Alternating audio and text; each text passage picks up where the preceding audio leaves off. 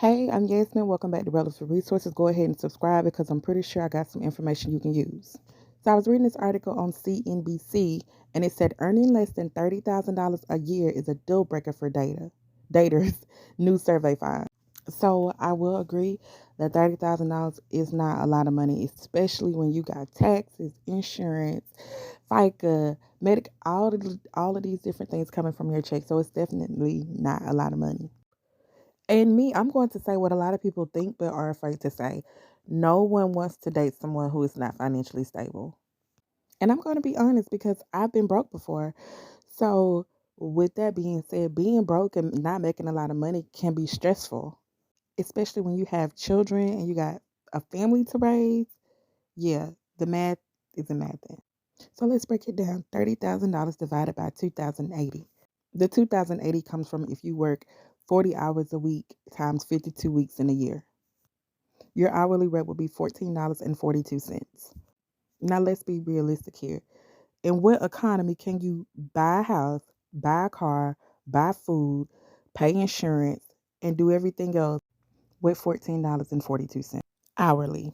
Now I will say one of my first government jobs, I was a food stamp SNAP case manager, and my salary was $27,000. Yes, $27,000.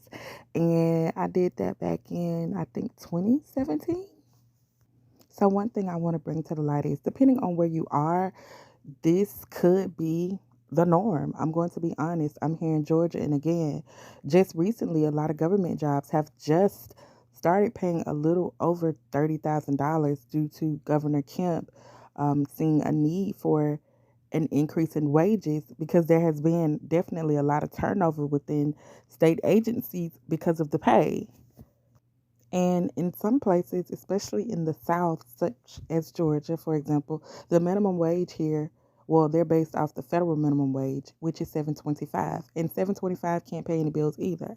So for some companies to pay you $14 and something, they feel like, hey, well, we're paying them well, which isn't the truth at all. And honestly, that's why on this channel, I talk about so many different ways to make money. I try to provide y'all with different type of jobs that can make money even if you have a high school diploma.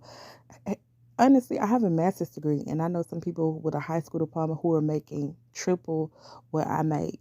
So it really just depends on your industry, y'all. Do not be afraid to pivot, to try something different. Some people say, well, I only have a high school diploma.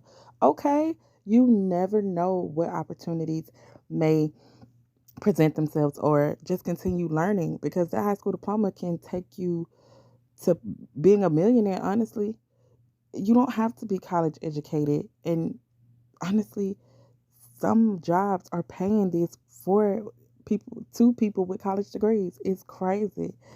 And this ultimately led me to becoming an employee as well as a businesswoman. Because especially me, I work in the human service, social services sector. So we definitely don't make a whole lot of money. And we are some of the most educated people.